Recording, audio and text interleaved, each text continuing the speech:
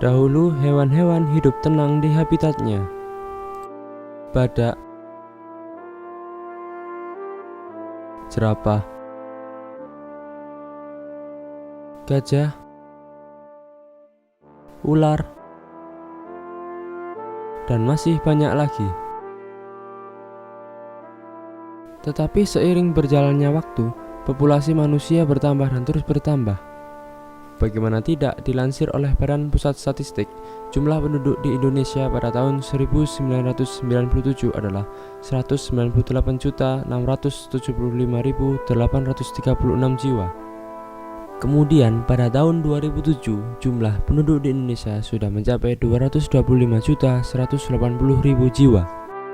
Hanya dalam kurun waktu 10 tahun, penduduk di Indonesia sudah meningkat sebanyak 26.504.169 jiwa. Itu masih terjadi di Indonesia. Belum lagi yang terjadi di negara lain seperti India, Amerika, Republik Rakyat Cina, dan yang lainnya. Jadi, bumi kita ternyata sudah sangat penuh oleh manusia. Akibatnya, tempat tinggal semakin sedikit dan kebutuhan hidup semakin terbatas. Kemudian manusia berlomba-lomba untuk memenuhi kebutuhannya dengan menghalalkan segala cara tanpa memikirkan makhluk lain di sekitarnya. Mereka mengambil gading gajah untuk dijualnya, bahkan membunuhnya begitu saja. Menebangi hutan serta membakar hutan untuk dijadikan pemukiman, serta membangun bangunan yang memiliki efek rumah kaca yang dapat melubangi atmosfer sehingga terjadi pemanasan global yang dapat menyebabkan melelehnya kutub-kutub bumi. Hal itu membuat hewan yang hidup di kutub mulai berkurang populasinya. Bukan hanya hewan yang terancam punah, tapi juga tumbuhan. Dengan menebangi hutan juga akan berakibat yang tidak bagus bagi manusia sendiri.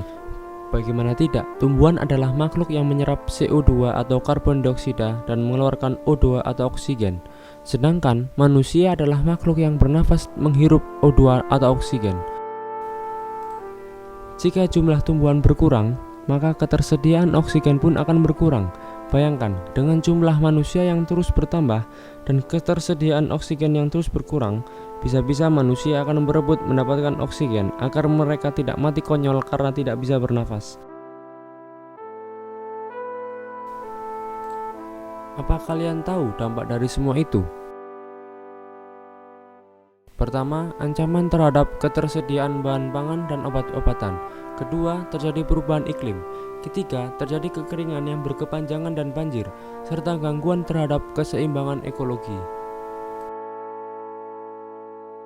Lalu, bagaimana cara untuk mengatasi semua itu?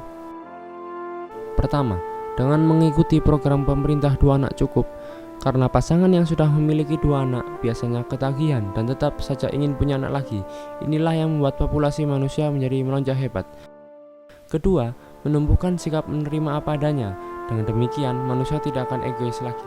Ketiga, menumbuhkan sikap mencintai lingkungan dan makhluk hidup lain. Dengan demikian, ekosistem alam akan seimbang dan semua makhluk hidup di bumi akan sama-sama hidup dengan tenang, tentram, dan bahagia. Sekian, terima kasih.